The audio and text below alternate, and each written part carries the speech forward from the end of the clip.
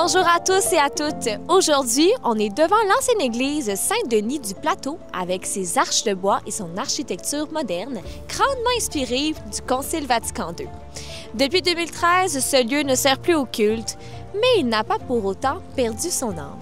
Transformé en bibliothèque, ce lieu témoigne du souci constant de l'Église à préserver, autant qu'elle peut, le trésor qu'elle a bâti au fil des siècles.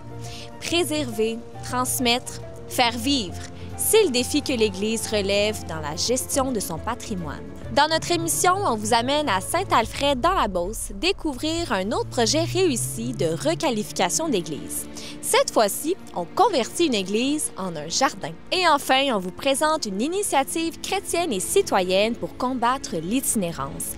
Parce que préserver les pierres, c'est bien, mais servir les personnes, c'est essentiel. Sur ce, bonne émission!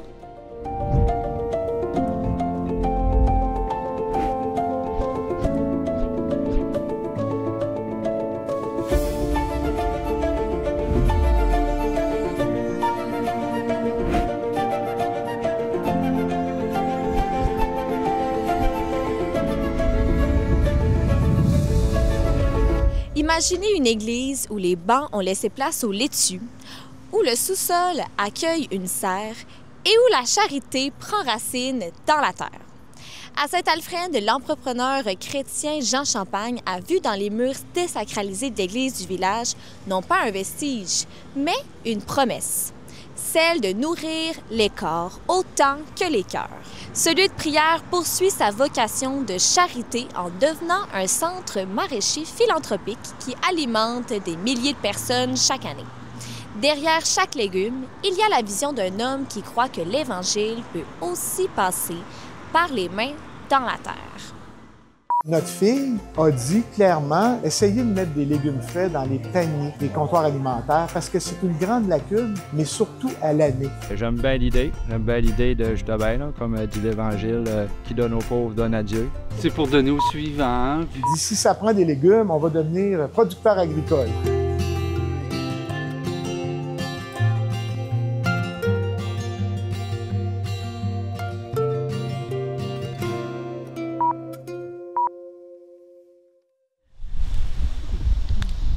Regarde la belle, la plus belle, c'est elle.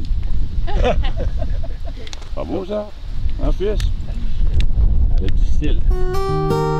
La révolution cultivée partagée vient du fait qu'on a travaillé sur la chaîne d'approvisionnement avec Moisson Beauce pour faire en sorte qu'il y ait des légumes frais à l'année. C'est ça notre objectif, avoir les légumes frais à l'année et avoir les bons légumes. Autrement dit, pas seulement avoir des citrouilles, pas seulement avoir des patates. Fait que Moisson Beauce, maintenant, après 6 années d'opération, on fait de leur liste. Qu'est-ce que vous avez besoin, quelle date? Ton produit, qu'est-ce qu'ils ont besoin? Moisson Beauce qui donne à 48 comptoirs alimentaires. Bien, ces 48 comptoirs alimentaires qui reçoivent des légumes s'assurent que c'est des légumes que les gens mangent. Fait que dans le fond, Cultiver Partagé, comment ça a débuté? Avec Louise, ma conjointe, et Marie Champagne, notre fille. On était en train de manger à la maison. C'était au début de la pandémie, en avril 2020, quand les gens disaient « les épiceries se vident ». C'est vrai, ça se vidait de tout. Puis Louise, de par son cœur, dans notre vie de couple, on a mis sur pied 6 organismes communautaires. Ça part toujours de Louise, d'un cœur de mère. Fait que dans le fond, Louise a dit « il y a des gens qui ne mangeront pas ». Puis notre fille, qui est travailleuse sociale et organisatrice communautaire, a dit clairement, les parents, si vous voulez faire quelque chose pour lutter contre cette situation-là, essayez de mettre des légumes frais dans les paniers des comptoirs alimentaires parce que c'est une grande lacune, mais surtout à l'année. Parce que oui, il y a des légumes à l'occasion, mais ils ne sont pas toujours frais, etc. Fait que dans le fond, moi, j'ai dit comme entrepreneur, j'ai dit, si ça prend des légumes, on va devenir producteur agricole. Fait que moi et Louise, on est devenus des producteurs agricoles. Puis, on a loué des terrains de la ferme Bonne Création, où on va aller tout à l'heure, de Carl et Alexandra.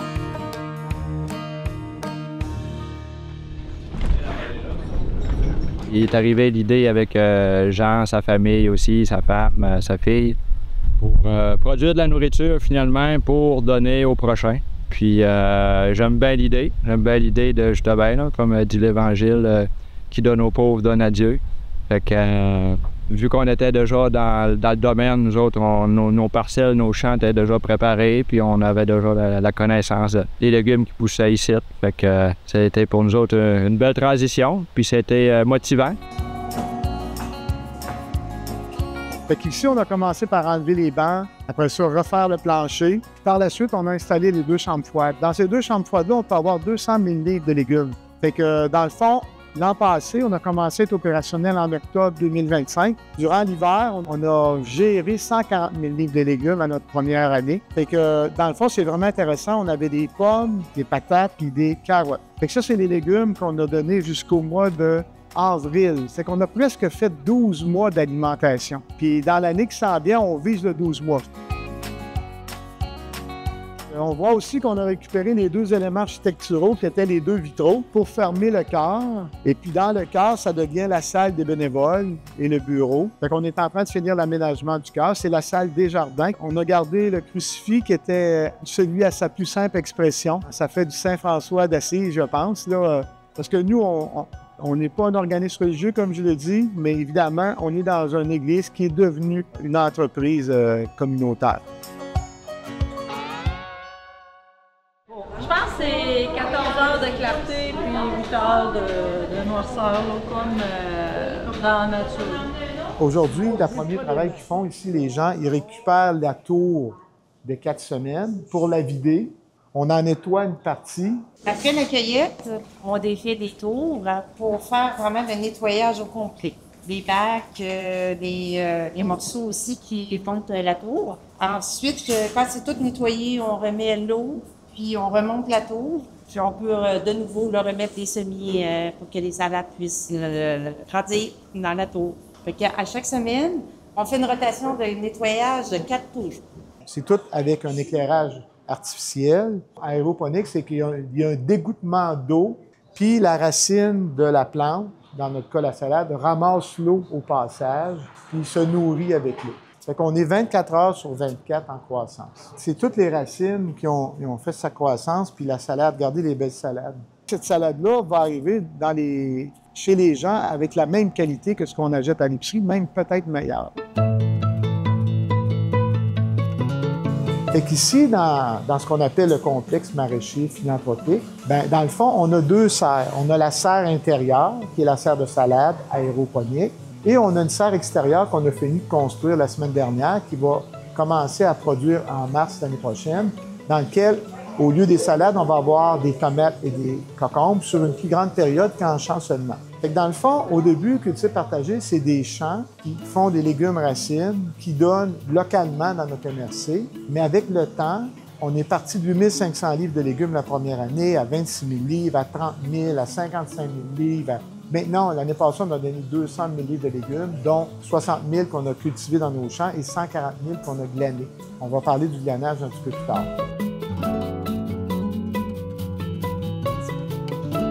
Nous, dans le fond, un autre concept de culture partagée, on est en économie circulaire complètement. Parce que quand vous allez voir dans les champs, même les mauvaises herbes sont données aux cochons. Puis, dans le fond, les cochons, ce sont eux qui labourent nos terres. Fait qu'on lui donne une parcelle de terrain durant l'année, ils labourent toutes les terres. Fait qu'on ramasse tout, incluant le fumier de cochon. Puis les cochons mangent les mauvaises herbes, puis on a 100 de ce qu'on cultive qui est donné à Moisson-Beauce. Puis s'il y a des produits un peu inconvenables, on les donne aux animaux. Fait qu'on est 100 en économie circulaire. 0 gaspillage. Dans le fond, Culture partagée, on lutte contre l'insécurité alimentaire, on lutte contre le gaspillage alimentaire, puis on lutte pour l'autonomie alimentaire dans un plateau de travail avec des bénévoles et des employés, dont certains peuvent vivre des situations particulières. Pèse-nous ça, voir comment on a fait. Comment vous avez... Pèse pas Kevin. Non, pèse-moi pas, tu vas être déçu.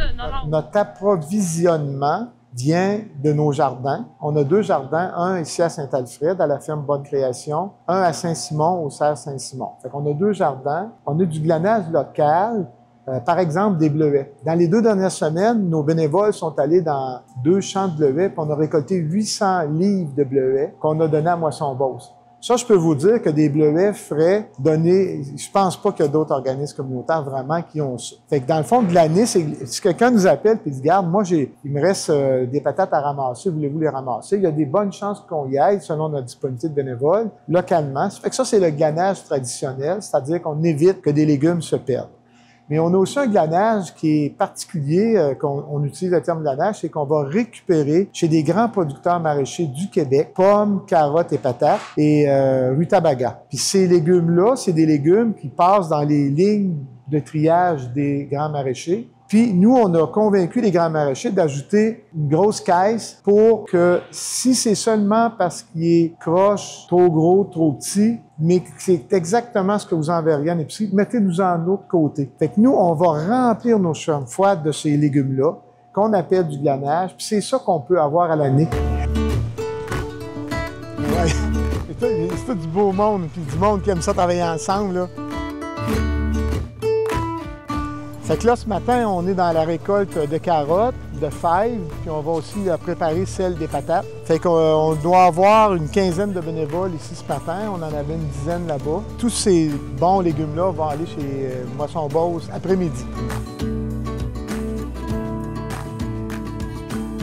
Puis je veux mettre en évidence aussi la technologie qu'on utilise, même si on est en champ, on est tous en biologie. Toutes, sauf les carottes, sont semées sous pellicule. Puis dans chacun des rangs, on a mis une membrane. Fait qu'on ne lutte plus contre les mauvaises herbes. On gère les mauvaises herbes. Fait que puis ça donne une efficacité parce que quand on a eu les périodes chaudes, comme on est 100%, on arrose 100% au goutte à goutte. Il faut comprendre que même s'il fait très chaud, on n'a pas manqué d'eau. C'est pour donner aux suivants, puis il y a des gens qui sont dans le besoin, puis j'ai du temps, je suis à la retraite. Fait que je trouve que c'est une bonne manière de l'occuper. Et on partage aussi avec les gens, les bénévoles, des gens très intéressants. C'est très plaisant.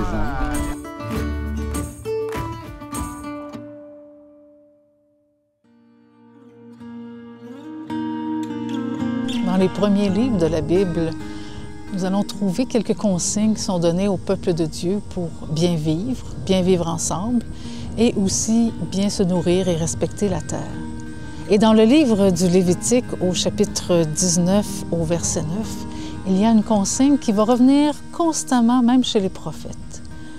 C'est Dieu qui dit à son peuple, « Quand viendra le temps de moissonner vos terres, tu ne moissonneras pas jusqu'à la limite de ton champ et tu ne ramasseras pas ce qui peut être glané de la moisson.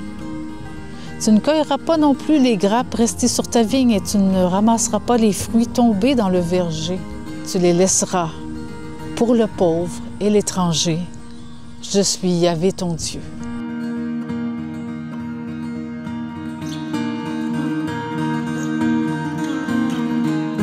Dans le livre de la Genèse, on retrouve le récit de Joseph dans le Premier Testament.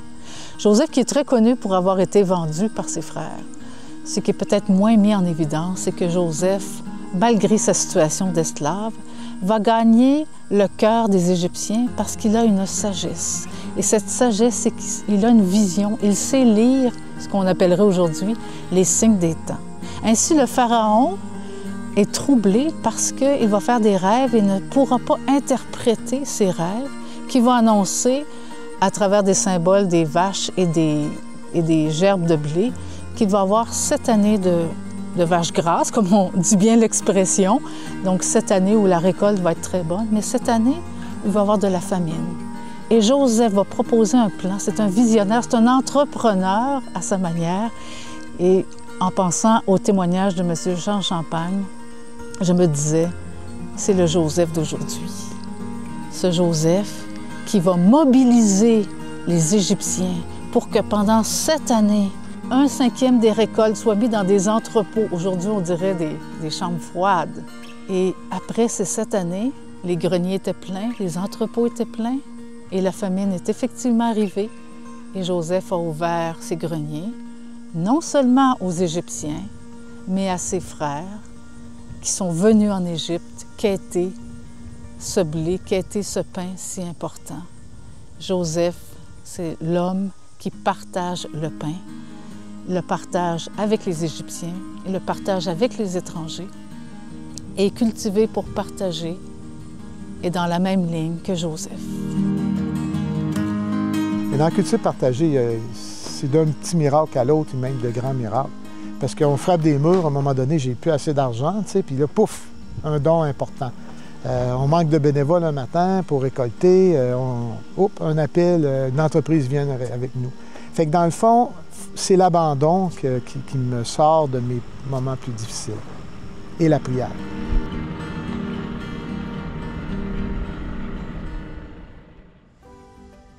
Préserver les églises, c'est important, mais vivre l'Évangile, c'est essentiel.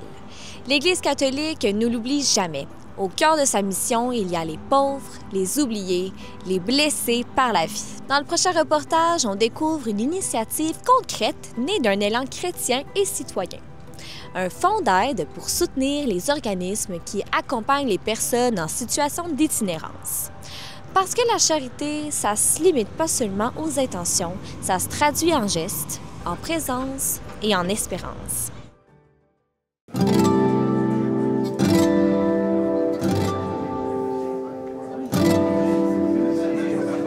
Je vous invite à venir nous présenter votre témoignage.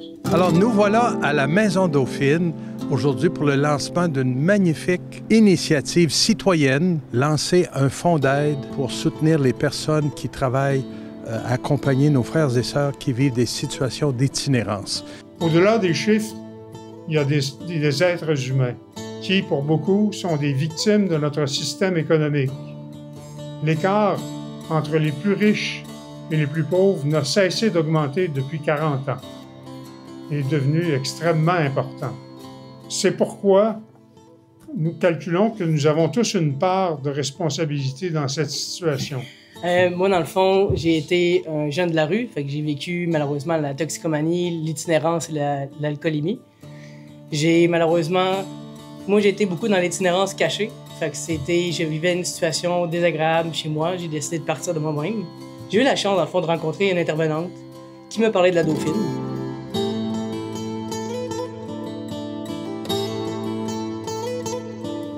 La Dauphine, c'est un organisme qui vient en aide aux jeunes de la rue, des jeunes en situation d'itinérance. On fait beaucoup de choses.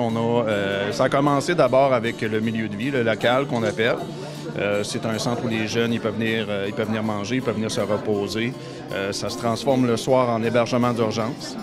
Donc, il y a des lits qui sont là en hébergement d'urgence. C'est le même lieu où dans le fond, qu'on transforme, on met des petits lits de camp. C'est là que j'ai rencontré Lucie Millette et Jean-Luc, qui ont été mes intervenants de base, qui m'ont vraiment aidé à m'en sortir.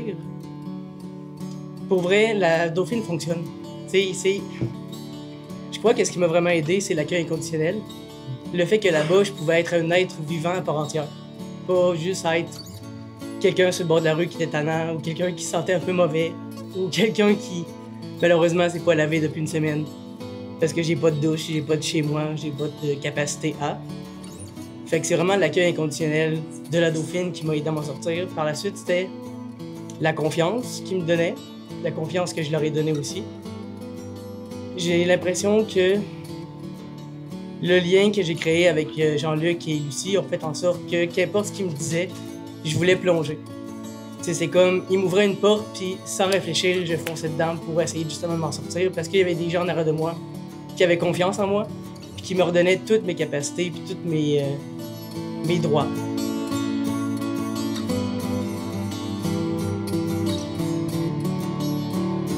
C'est une crise majeure actuellement, pas seulement ici à Québec, mais en Amérique du Nord.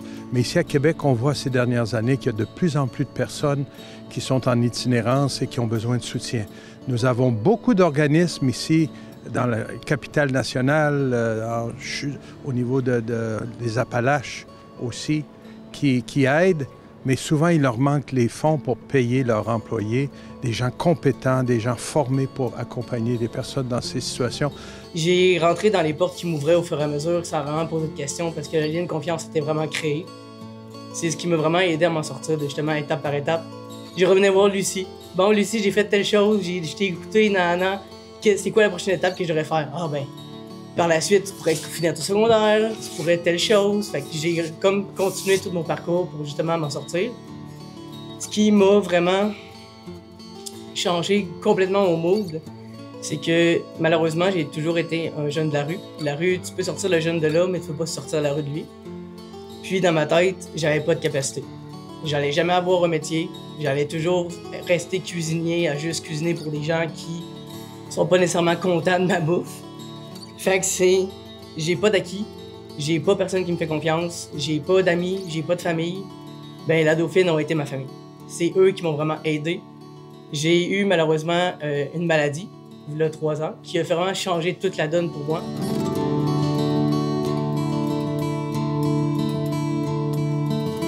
La Maison Dauphine, ou maintenant la Dauphine, c'est un œuvre jésuite. Donc, c'est un jésuite qui a fondé au départ. Il voyait des jeunes qui étaient des jeunes punks à l'époque, qui étaient au carreau d'Youville, puis qui n'avaient pas de ressources. Il manquait de ressources pour eux. Il s'est dit, bien, on va se mettre ensemble pour les aider, donc par et pour.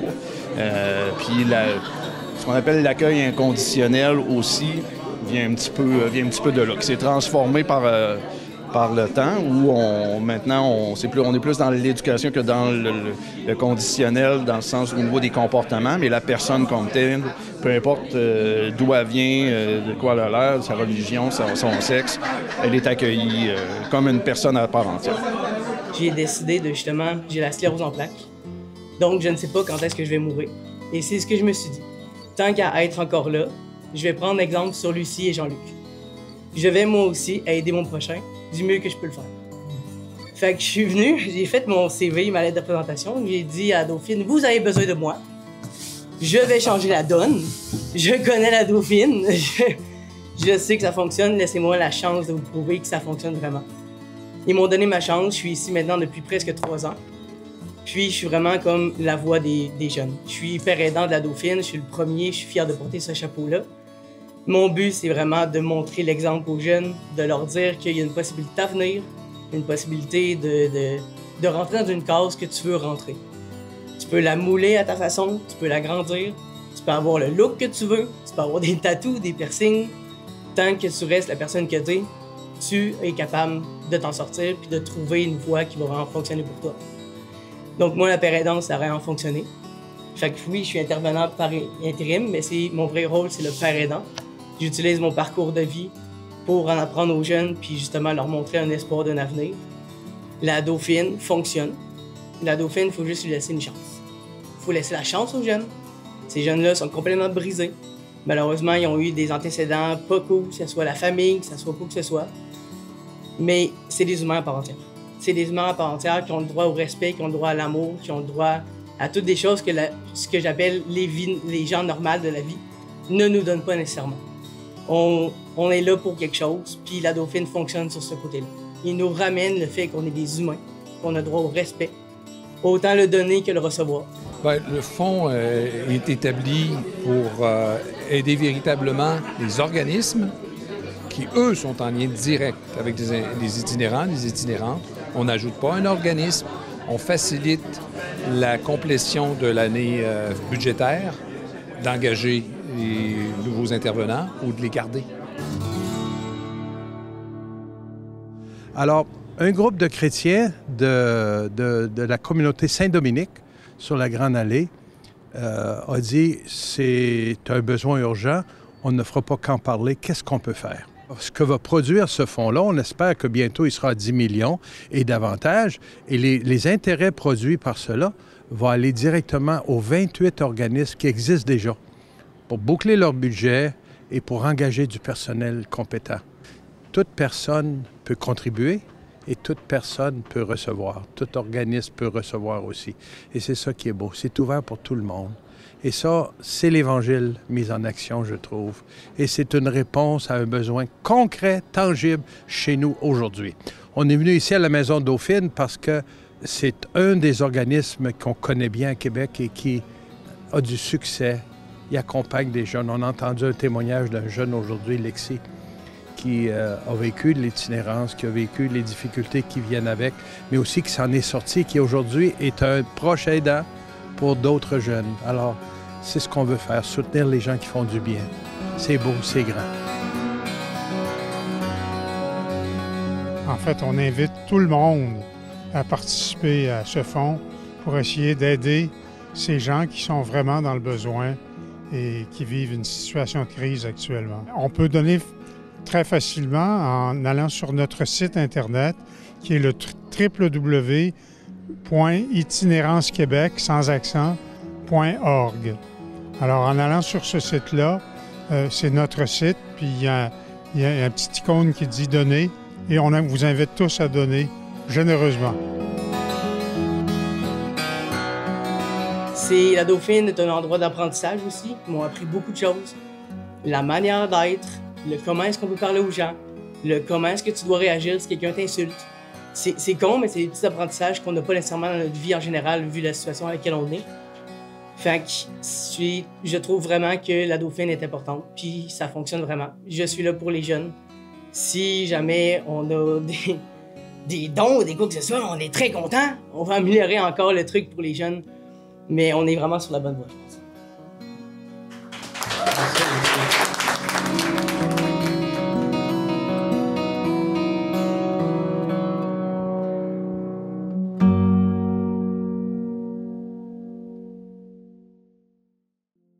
Dans l'Évangile de ce dimanche, Jésus nous parle d'accueil. Il nous dit que personne n'est rejeté et que chacun est attendu, espéré, aimé. Il nous dit « Celui qui vient à moi, je ne le rejetterai pas ». Ce verset, lu à l'occasion de la commémoration des fidèles défunts, nous rappelle que personne n'est oublié et que chaque vie, même dans le silence ou l'épreuve, est précieuse aux yeux de Dieu. Ça nous rappelle aussi que l'Évangile est avant tout une promesse d'accueil, de mémoire et de vie.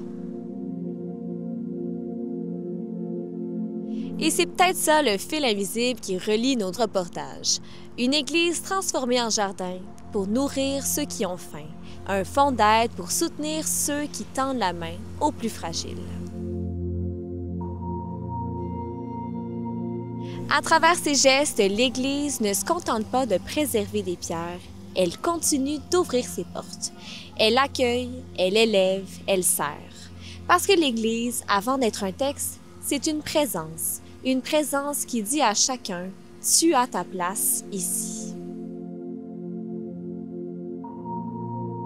Alors cette semaine, pourquoi ne pas faire de nos vies un lieu d'accueil? Un regard qui réconforte, une parole qui rassemble, un geste qui fait du bien. Parce que c'est là, dans le concret, que l'Évangile prend racine. Bonne semaine à vous et à la prochaine!